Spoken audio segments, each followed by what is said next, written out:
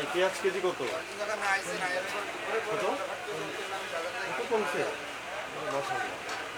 এমন কোনো রমজান মাস আমরা বাংলাদেশে দেখি নাই যে রমজান মাসে নিত্য পণ্যের দাম বাড়ে না এবং আকাশচুম্বী হয়ে যায়, যে রমজান আসতে মানে এটা দাম বেড়ে যাবে। কিন্তু আলহামদুলিল্লাহ এই একমাত্র এই 2026 সালে এই রমজান মাসে দেখলাম কোনো জিনিসের দাম এরকম হয় নাই।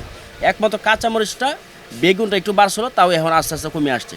আর আমাদের নিত্য পণ্য কোনোটা দাম বাড়ে নাই, সবগুলাই ঠিক আছে আলহামদুলিল্লাহ। পেঁয়াজ দাম কমছে, গত সপ্তাহে তুলনায় গত সপ্তাহে ছিল 50-60 টাকা, এই সপ্তাহে হয়েছে 40 টাকা। তারপর আদার দামটা ঠিক আছে, আদা ছিল 160 টাকা, এখনও 160 টাকাই আছে।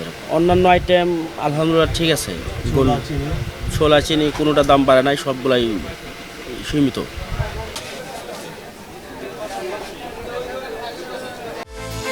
বিকাশ পেমেন্টে 10,000 টাকার বেশি অফার, শপিং চলছে তো।